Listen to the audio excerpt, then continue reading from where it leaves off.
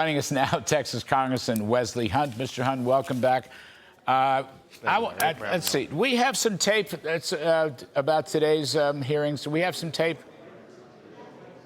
All right, there's no tape. We're just going to go, just you and me.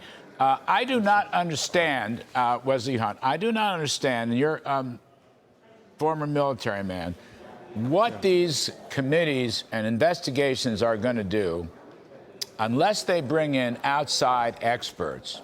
Because I don't, frankly, I hate to say this, but I'm going to say it. I do not believe the Justice Department, sir. I do not believe the leadership of the FBI. I do not believe the leadership of the Secret Service. I do believe in the rank and file for the Secret Service and the FBI, but I do not believe in the Washington leadership. Therefore, I'm suggesting that whatever investigations occur, it cannot be left to them, Wesley Hunt. They've got to bring, and lawmakers may mean well here. You've got bipartisan support. I get it.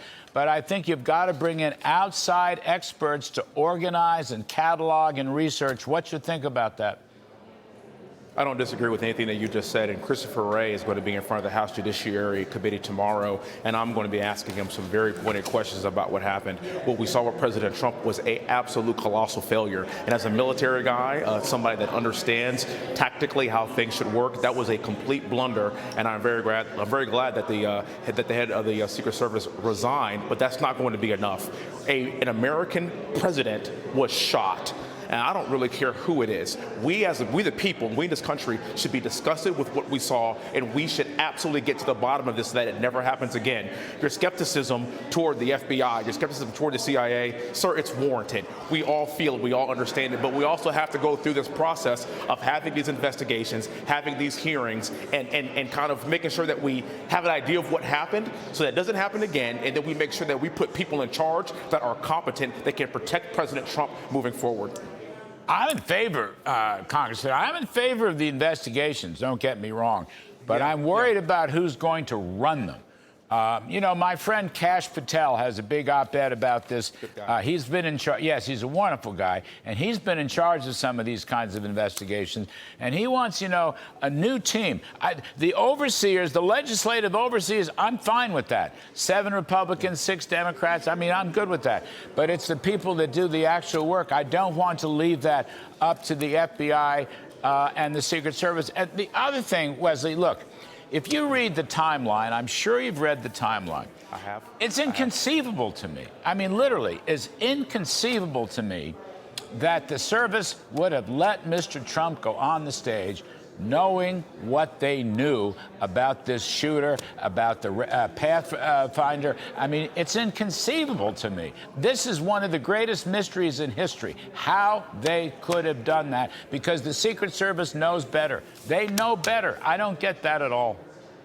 Well, there was a 5-minute window where we could have taken this guy out. It's my understanding that the rules of engagement are that when the president isn't in direct line of sight and could actually be fired upon, it's up to us to do 2 things. Either we take out that shooter or we get President Trump off the stage. And there was plenty of time to do both. And again, thank God President Trump turned his head, and thank God that he is still with us. But I don't want to just rely on thanking God. I want to rely on making sure that we in the future protect this man properly, with the proper detail, with the people with the right intent and with the right skill set to make sure that we keep them safe. You are right. I am skeptical about all of these agencies at this point, and that's why we have to have these hearings to get to the bottom of it. But at the end of the day, we cannot allow this to happen in the future. There's definitely a heightened sense of awareness right now around here.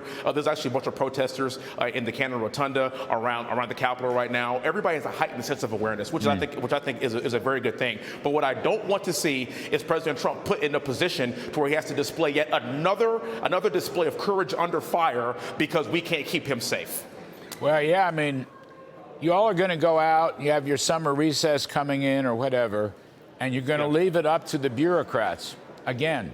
And that's what troubles me. The bureaucrats love this. This is tailor-made for them because they're always working 24/7 to defend their self-interest. And it's the swamp. It's the swamp, Wesley, and the swamp has to be upended and ripped apart. And this is a good place to start because of the bipartisan concern over what happened. I'm just saying, you and I have to talk This is why President Trump has got to come back. We have to have President Trump back. If we want to drain the swamp and get rid of this and start stripping some of these agencies away from all their power and stripping away some of the power from all these bureaucrats, this is what democracy is all about. Democracy is on the line here on November the 5th. It is critical that we get him back in office, Larry. All right. I got to jump. Congressman Wesley Hunt, thank you, sir. We appreciate it.